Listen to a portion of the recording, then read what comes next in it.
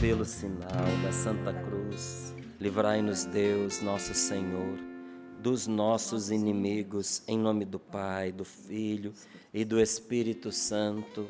Amém. Eclesiástico, capítulo 28, versículos do 1 ao 8. Assim nos diz a palavra de Deus sobre os pecados. Ou, como está na Bíblia, a tradução da Ave Maria, fuga do pecado. Filho, pecaste. Não tornes a fazê-lo. E suplica pelas faltas passadas, para que te sejam perdoadas. Foge dos pecados como de uma cobra. Se deles te aproximares, te morderão. Seus dentes são dentes de leões, que tiram a vida das pessoas. Toda iniquidade é como a espada de dois gumes. Não há cura para o seu golpe. O terror e as injustiças acabarão com a riqueza. A casa que é muito rica será destruída pela soberba. Assim, a riqueza do soberbo será arrasada. Mas a súplica do pobre vai da sua boca até os ouvidos de Deus. E a justiça lhe será feita sem demora. Quem detesta a correção está nas pegadas do pecador. Quem teme a Deus, atrai-a ao seu coração. De longe se conhece o prepotente de língua atrevida. Quem é sensato, sabe que ele cai. Palavra do Senhor. Graças a Deus. Gente, como a palavra de Deus nos ensina a conhecer as pessoas. E nos ensina a conhecermos-nos a nós mesmos. Como a palavra de Deus, ela é reveladora, não para nos acusar, mas para nos libertar. A palavra de Deus é cheia de compaixão, é cheia de ternura. Ela acusa não a pessoa, ela acusa o pecado. Porque sem você apontar o erro, não tem como a pessoa se corrigir. Tem muita gente que cai por ignorância, tem muita gente que peca, sem ter dimensão total do pecado que está cometendo. Não é? Sabe que está pecando, mas não tem a dimensão total. Mesmo que alguns digam assim, Márcio, mas claro que a pessoa tem consciência. Não tem dimensão da totalidade, da ruína, do malefício que traz o seu pecado. E se assim não fosse, Jesus não tinha dito: Pai, perdoai-os, porque não sabem o que estão fazendo. Não sabem o que fazem. Então a palavra de Deus, quando aponta para os erros da nossa vida, é para nos dar a chance de nós nos libertarmos, porque não é Deus quem nos faz infeliz, torna a nossa vida pesada, castiga a gente. Não, o pecado é a nossa ruína, ele é o nosso castigo. Ele é uma desgraça que se abate sobre nós. Ele é o ladrão de vida, da nossa vida. É o pecado quem rouba a nossa alegria. Porque você pode ver, toda tristeza é momentânea, menos aquela que é fruto de um pecado do qual a gente não se liberta. Essa permanece conosco. Até a tristeza da morte é passageira, meus irmãos. Vai-se a tristeza, fica a saudade. Mas a tristeza produzida por um pecado do qual a gente não se arrepende, se torna como a nossa sombra, vai com a gente aonde a gente estiver. E tem hora que essa sombra cresce, até se tornar uma escuridão total na nossa vida. Não é? Então, sabendo disso, o que é que Deus nos fala na sua palavra? Veja, diga para mim se isso é palavra de acusação. Meu filho, você pecou? Filho, pecaste? Minha filha, pecaste? Não o faças mais. não tornes a fazê-lo, mas suplica pelas faltas que você cometeu, as faltas passadas, para que te sejam perdoadas. A palavra de Deus condena a gente por a gente ter pecado. E olha que nós estamos falando de Antigo Testamento aqui. Nem é de Novo Testamento, nem é depois da vinda de nosso Senhor Jesus Cristo, onde a misericórdia de Deus veio para pagar todos os nossos pecados. Veja, mesmo no Antigo Testamento, o que diz a palavra de Deus para nós: se você pecou, não faças mais. Rompe com o pecado. Não tornes a fazê-lo, mas suplica pelas faltas passadas, para que elas te sejam perdoadas. Se você caiu em pecado, reze pelos pecados que você cometeu. Ore sobre as faltas passadas, para que elas te sejam perdoadas. Foge dos pecados como se foge de uma cobra. Do pecado a gente não se aproxima, meus irmãos. Ao pecado a gente não se achega. O grande problema nosso é a gente prevaricar com o pecado. É a gente estabelecer um diálogo com o pecado. Sabe, quando o ser humano decai da graça de Deus, e o Gênesis nos conta isso muito bem pela história de Adão e Eva, quando o ser humano decai da graça de Deus, isso acontece por meio de uma conversa. Não é assim? Não é assim, Paulo? Não é? Uma conversa vai nos inserindo muitas vezes no erro. Não é? Já aconteceu com você de situações ruins entrarem na sua vida a partir de uma conversa? Sim, sem a gente perceber, né? O que acontece? Você está ali no meio de um ambiente, por isso que eu acho muito importante a escolha dos ambientes e das amizades que a gente convive, né? Dos ambientes e da amizade. Por quê? Porque ali pode ser influenciado, Márcio, com quem você anda, com quem você, às vezes, conversa, e o ambiente que você visita, você pode cair. Ah, com certeza. Então, o que a gente vê ali, nesse diálogo de Eva com a tentação? Que muitas vezes, por meio de palavras, ou de pensamentos, ou de sentimentos, o demônio vai enfiando na vida da gente ideias corrompidas e equivocadas que vão nos arrastando ao erro. Então nós temos que ter cuidado de não nos aproximarmos do pecado. A gente vê, a internet tem muita coisa que não presta, sabe? Mas é muito lixo mesmo. Mas também tem coisas que nos chamam a atenção e nos alertam, até mesmo para a estupidez do ser humano. Quem navega aí por esses pequenos vídeos, esses vídeos curtinhos que vão através de várias mídias sociais, já devem ter visto em alguma situação aquelas pessoas que vão brincar com o tigre na jaula. O tigre está lá com o urso, macaco. O macaco, né? Gorila. Gorila. O tigre está lá encostado na jaula, descansando, meio que entediado. Aí a pessoa aproveita que ele está deitado de costas para passar a mão no pelo do tigre. Não é nenhum, nem dois vídeos que eu já vi que a pessoa fica com a mão presa na grade e entra em desespero, porque se o tigre percebe que ela está presa, já era. Entende? Nós vivemos há um tempo atrás a tristeza de ver uma criança tendo seu braço arrancado aqui no Brasil, por causa de uma brincadeira como essa. A gente não brinca com o perigo, gente. E o pecado está entre as coisas mais perigosas da nossa vida. Por isso a palavra de Deus diz aqui para a gente: foge do pecado, como se foge de uma cobra, porque se dele você se aproximar, ele vai te morder. E os seus dentes são dentes de leões que tiram a vida das pessoas.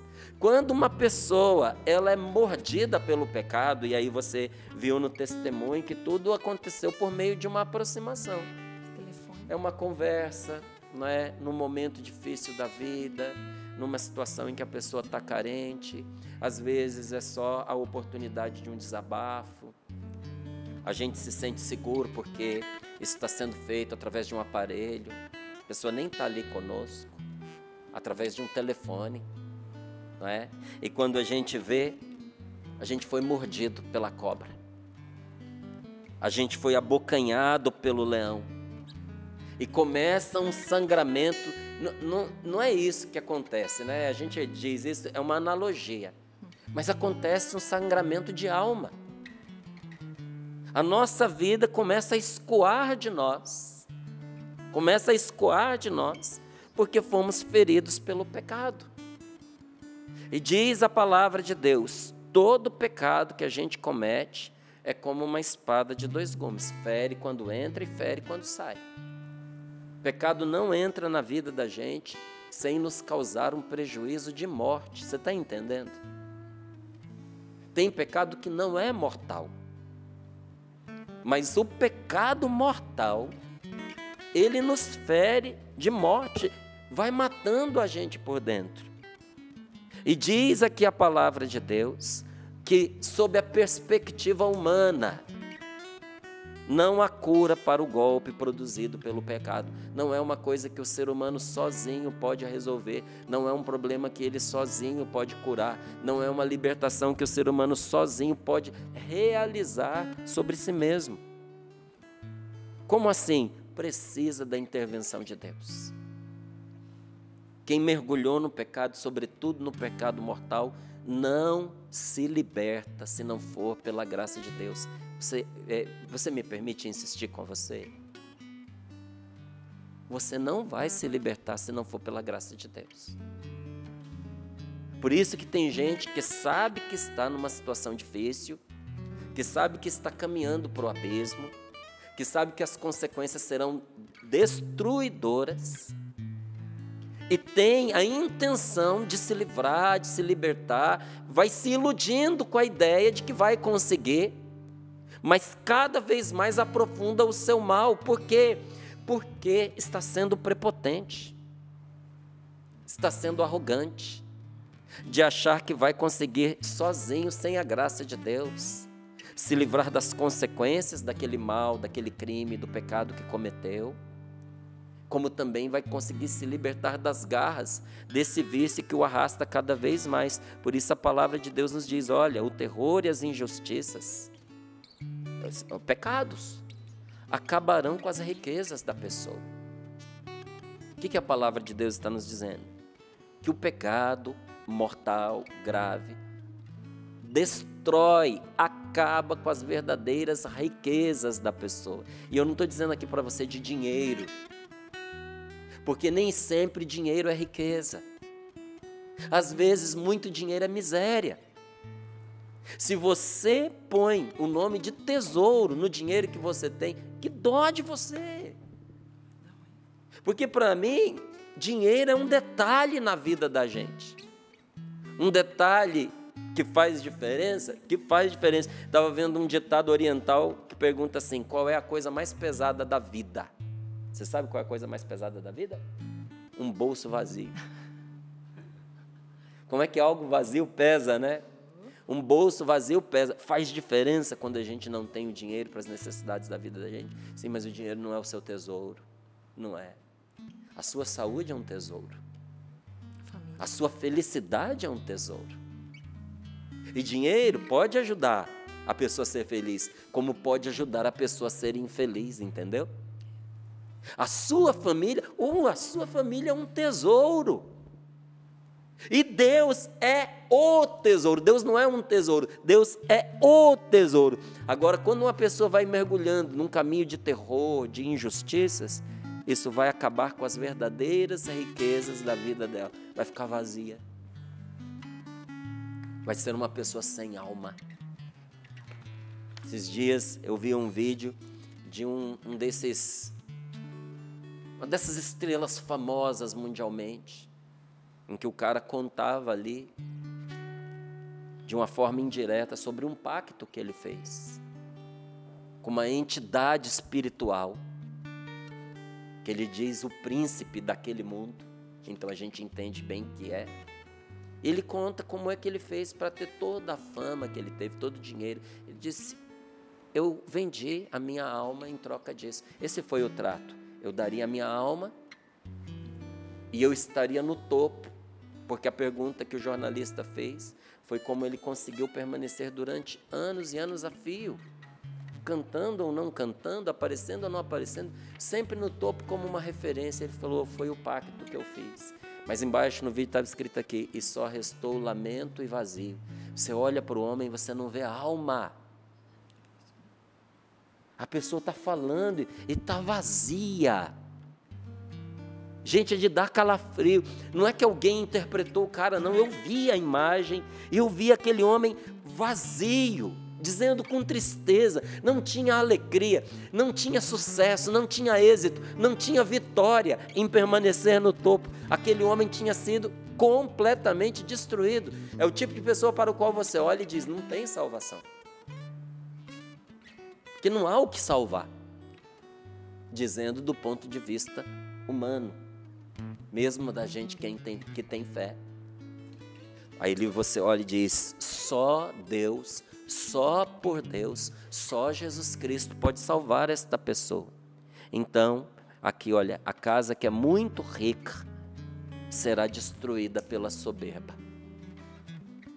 Não importa o quanto de bem você tenha na sua vida, se os seus bens se tornarem o seu Senhor, o dono da sua vida, se os seus bens se tornarem o seu ídolo, se eles assumirem o lugar de Deus, e se eles te enganarem dizendo que você é super, que graças às suas posses você pode tudo, as suas posses intelectuais, porque não é só posse material, financeira, suas posses intelectuais, suas posses sociais, suas posses monetárias, que você pode tudo, que tudo está aos seus pés. O que nos diz a palavra de Deus? Será destruído por essa soberba. Assim a riqueza a riqueza do soberbo será arrasada. Na Bíblia, a Ave Maria diz, será desenraizada. Você sabe o que é desenraizada? Vai ser arrancada pela raiz, não vai brotar de novo. Agora também tem o reverso da medalha. A súplica do pobre vai da sua boca até os ouvidos de Deus. Quando uma pessoa se reconhece na pobreza, e aqui a pobreza ela é interior, não é material. Porque uma pessoa que tem muito, mas não considera nada como seu, é pobre. Uma pessoa que entendeu que nessa vida Deus confiou a ela muitos bens para ela administrar. Ela sabe que em um tempo isso vai sair de suas mãos. Seja santo ou pecador, tudo que você recebeu nesse mundo, amigo querido, minha amiga, vai sair de suas mãos.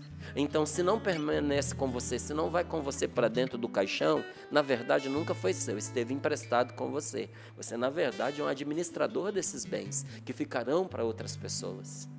Porque quando você chegou nesse mundo, o ouro já existia, as terras já existiam, as plantas já existiam. A gente não criou nada, a gente não fez de verdade nada. A gente transformou aquilo que está nas nossas mãos, aquilo que nos foi dado. E o que é esse transformar, inclusive em dinheiro, se não administrar o que nos foi concedido? Ninguém que foi criado por Deus criou qualquer coisa que seja do zero. Tudo que nós fizemos teve um ponto de partida que já tinha sido iniciado. Inclusive os cientistas, eles falam isso. Todas as novas descobertas foi na natureza que eles buscaram descobrir. Então já está criado. Nós somos administradores dessas posses, não é? Então quando eu reconheço que o muito que eu tenho não é meu, isso me dá um coração de pobre, isso me ensina que eu sou uma pessoa pobre. E a súplica do pobre é aquele que se reconhece necessitado de Deus, que precisa ser amparado pela graça de Deus. A súplica do pobre vai da sua boca até os ouvidos de Deus. Quando uma pessoa reconhece que está na miséria, na indigência, a oração que ela faz sobe como um raio até o coração de Deus. Quem reconhece o próprio pecado é o maior dos pobres. Aquele que reconhece que errou e que precisa da graça de Deus, é um pobre que suplica.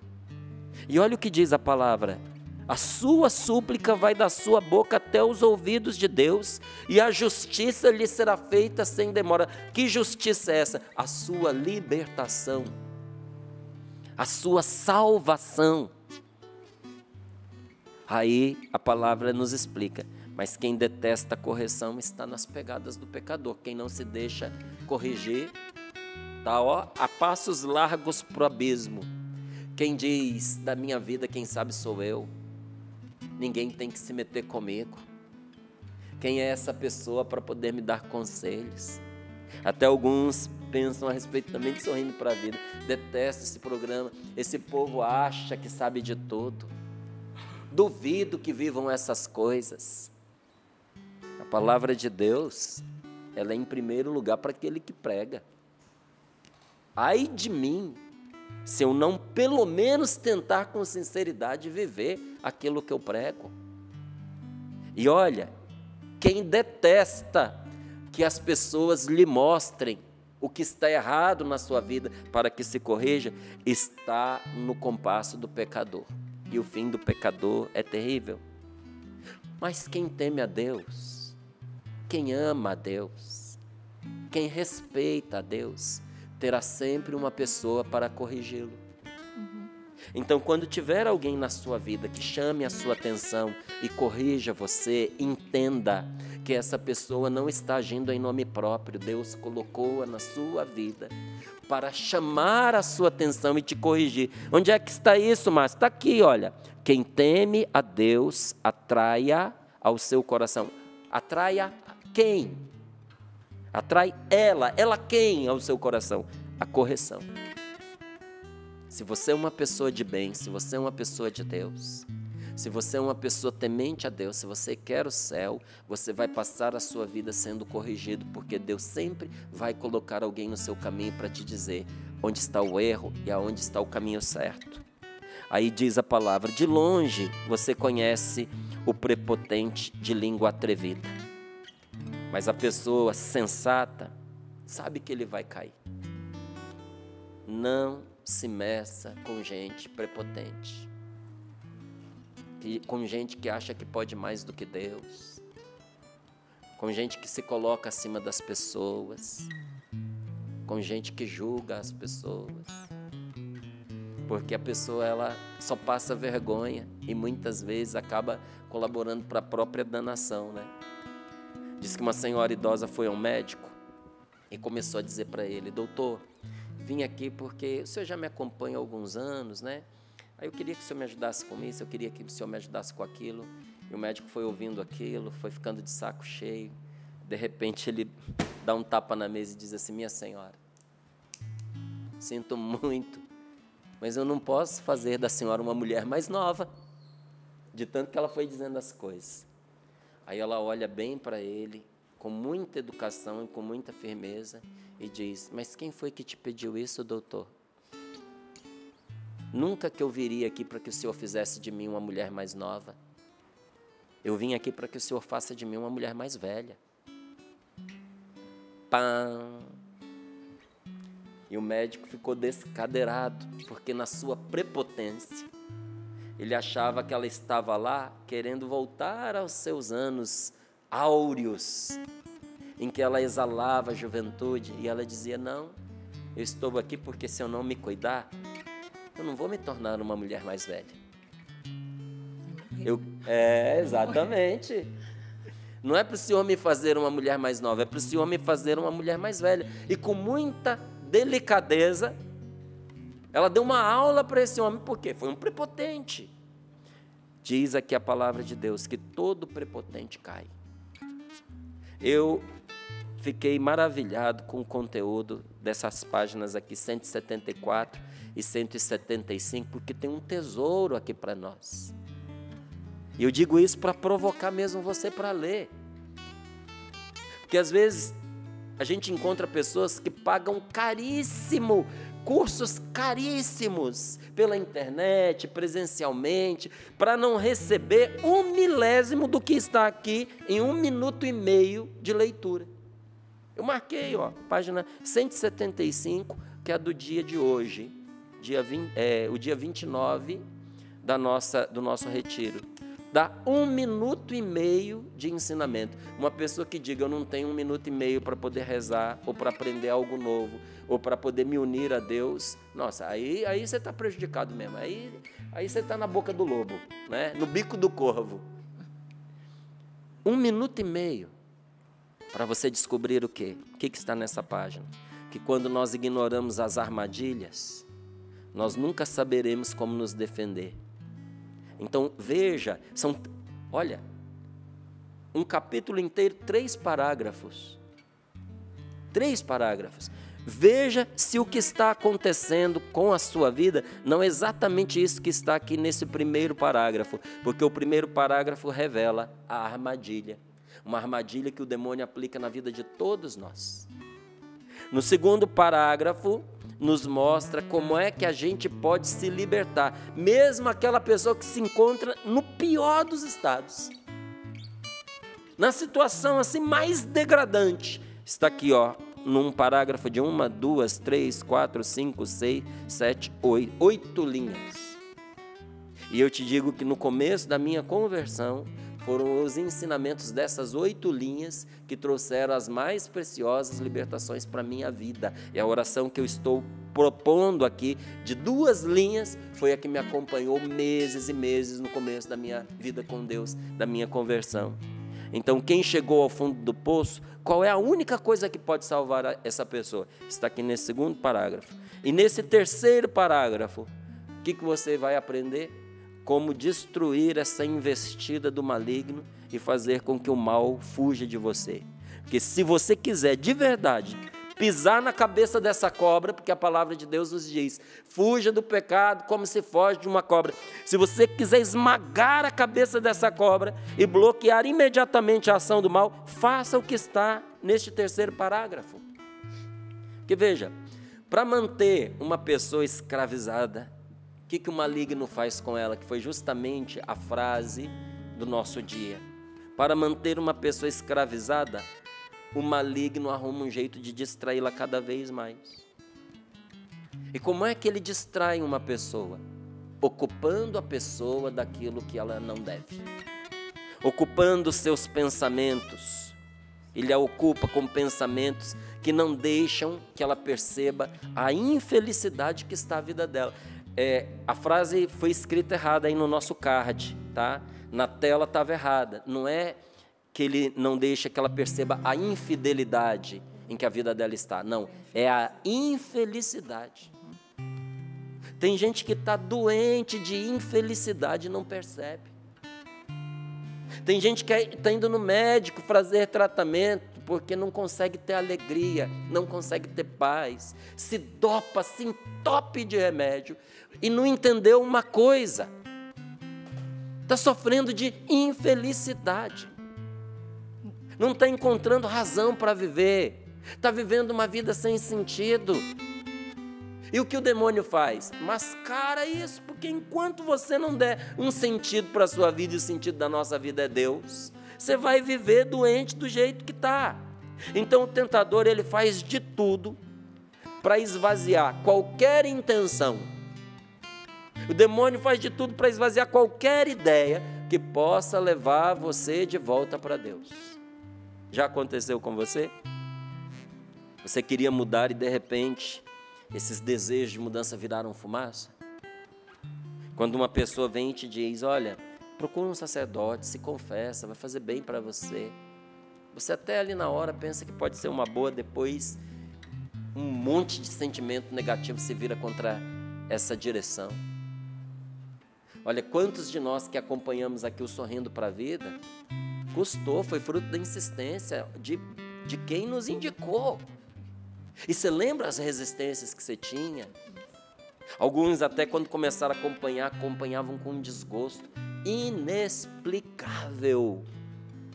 Porque a tentação trabalha para tirar você de qualquer ideia que possa fazer você voltar para Deus. Então, para isso, o inimigo ele não só usa pensamentos sedutores, ele também instiga a pessoa a cometer sempre de novo o mesmo pecado, para viciar a pessoa. Será que isso está acontecendo com você? Olha, é fácil você descobrir. Se você é uma pessoa que tem hábito de confissão, é só você verificar. Toda vez que você vai confessar, é o mesmo pecado? Porque o demônio instiga a gente para cometer sempre o mesmo pecado. Quer ver uma coisa que acontece frequentemente quando uma pessoa cai em pecado? O diabo diz assim, você já vai ter que confessar mesmo. Então, para quem pisou num pedaço, o que é atolar o pé na jaca? Vai com tudo. Se lança, é o mesmo pecado. Só que não é o mesmo pecado. A confissão pode ser resumida naquele pecado. Mas todas as vezes que você comete de novo aquele pecado, ele lança a raiz mais profunda no seu coração e mais difícil se torna para você se libertar. Mais mal ele faz para você. É que nem alguém que diz para uma pessoa assim, ó, já que você vai para uma clínica de recuperação mesmo, entuxa na cocaína. Enfia a cara no crack. Que você já vai ter que fazer um tempo de abstinência mesmo. Você já vai ter que se libertar. Você vai vai sofrer uma intervenção. Então, já que a intervenção vai limpar você, então se emporcalha mesmo. Para de ficar se freando, entrega o controle. É nessa hora que a pessoa sofre uma overdose, morre. Ou não consegue mais se libertar porque cruzou um limite que não poderia. E olha, pior ainda, muitas vezes o demônio vai com esse convite para a gente repetir os mesmos pecados, fazendo desse pecado uma plataforma para a gente se lançar a pecados maiores, piores, mais graves. E por que ele faz isso? Se você perguntasse. Qual é o objetivo da tentação ao fazer isso com a gente? O seu objetivo é tornar a pessoa incapaz de notar o quanto ela está presa. Porque enquanto você estiver nesse redemoinho de vícios, você não sabe o quanto que você está preso. Você só sabe o quanto que você está viciado o dia que você toma a decisão de se libertar. Você só sabe o quanto você está preso no adultério quando você diz, eu vou sair. Você só sabe o quanto o álcool domina sobre você quando você diz, eu não vou mais pôr uma gota de álcool na minha boca. Você só sabe o quanto o fumo domina você, a cocaína domina você, a maconha domina você quando você diz, eu vou deixar. Eu vi aí o testemunho de um ex-maconheiro, açúcar, né? A Paula mostrando aqui, né? É igual, né? Estava vendo um testemunho de um ex-maconheiro, ele dizendo assim, muita gente fala que maconha não vicia, que maconha acalma, que quem fuma maconha deixa calminho. Ele falou, tira a maconha dele para você ver. Deixa o maconheiro sem a maconha, para você ver se ele vai ficar calminho.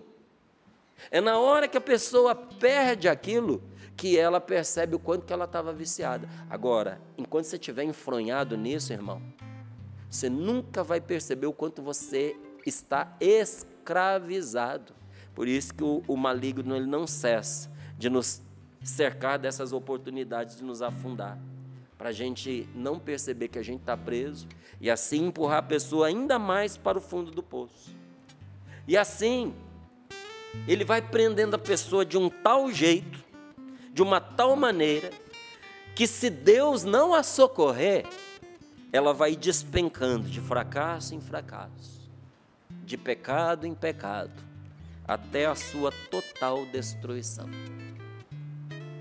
Tenha misericórdia de você mesmo. Quebre esse ciclo vicioso. Não permita que seja assim também com você. Da sua vida ir despencando de fracasso em fracasso, de pecado em pecado, até você ser destruído. Para quem desceu ao fundo do poço e perdeu toda a dignidade, o que fazer? O único jeito de escapar, o único jeito, não tem outro, é você pedir a ajuda do Espírito Santo. Você precisa pedir a ajuda do Espírito Santo. Sem ele você não vai conseguir sair, não vai conseguir se libertar. Pedir a ajuda do Espírito Santo e deixar que ele te guie para fora desse buraco, e ele guia. E Ele liberta a quem pede. Ele faz a pessoa passar de uma escravidão mortal para a liberdade dos filhos de Deus. Então, para isso, se você não sabe como pedir a Deus para te ajudar, me permita que nesse Sorrindo para a Vida, compartilhar com você o que eu aprendi. Então, se você quer a sua libertação, faça o seguinte: comece a rezar baixinho e a rezar o tempo todo. Se você tem uma caneta, anote. Se você tem o livro, está ali no livro a frase para você, a oração para você. Comece a rezar baixinho ou em seus pensamentos e diga com insistência: socorro, socorro, me ajuda, Senhor. Não me deixe abandonado na escuridão, nas trevas do meu pecado. Como é a oração? Socorro. Ajuda-me, Senhor. Não me deixe abandonado na escuridão, nas trevas do meu pecado. Márcio, para um vício entranhado, para um pecado profundo, isso vai me ajudar? Não, não vai te ajudar. Isso vai te ajudar muitíssimo. E se você acha que é tão simples, faça. Mas faça com sinceridade de coração. Porque a única oração escutada por Deus é a que a gente faz sinceramente. E isso vai te ajudar muitíssimo se você for determinado e se você se mantiver em oração, em espírito de oração, se mantiver na presença do Senhor. Então você pode fazer isso repetindo muitas vezes no decorrer do seu dia, esta ou outras orações durante todo o dia. Agora, se você quiser pôr um fim nesse assédio diabólico, depois de viver esse espírito de oração, de se manter assim, não é, orante, você deve em seguida, o mais rápido possível, procurar um sacerdote e se confessar. A gente precisa da confissão, gente. Não é o padre que precisa da nossa confissão. Aliás, se o padre precisasse da nossa confissão, muitos deles não tinham dificuldade de nos confessar. Infelizmente é verdade, tem padre que foge de atender confissão. Porque não é ele quem precisa atender confissão, é a gente quem precisa. E não é Deus quem precisa da nossa confissão. Deus sabe todas as coisas. Nós precisamos nos confessar. Sem a gente se confessar, a gente não cumpre a justiça que vai nos libertar. Não tem outro caminho, o caminho é esse. Então ali, procure um sacerdote e vá se confessar. E ali no confessionário, ache um padre bom, sabe? E peça ao padre que te oriente, que te ajude a sair dessa situação lamentável e que te mostre como se livrar dessas correntes com que o inimigo te prendeu. Põe as mãos sobre o seu peito, feche os seus olhos um pouquinho. Se por alguma razão você não possa fazer isso imediatamente, se confessar imediatamente, tem muita gente que mora a centenas de quilômetros de um padre, sabia? Talvez para você seja só atravessar a rua, só até caminhar ao centro da sua cidade, ir até a praça da igreja. Mas algumas pessoas estão a centenas de quilômetros de um padre. E se por alguma razão você não puder fazer isso imediatamente, então coloque-se o mais rápido possível na presença de Jesus crucificado. Até se você tiver um crucifixo dentro da sua casa, que maravilha para você. Não é diante do crucifixo que a gente se prostra, mas ali no crucifixo a gente se prostra diante de Deus. Prostre-se diante de Deus e peça a ajuda de Nossa Senhora, suplicando por misericórdia e ajuda. Se você fizer isso prontamente, você vai escapar e você vencerá com toda certeza. E aqueles que sabendo essas coisas, Márcio, o que você diz a respeito daqueles que sabem tudo isso que você falou e não se libertam? O motivo é porque desistem antes de vencer. Param no meio do caminho, e que com você não seja assim. Então peça ao Senhor agora, faça de novo esta oração que nós acabamos de dizer. Senhor, socorro. Ajuda-me, Senhor. Ajuda-me, Senhor. Não me deixe abandonado nessa escuridão, Me deixe abandonado nas trevas do pecado. nas trevas do pecado. Ajuda-me, Senhor. Ajuda-me, Senhor.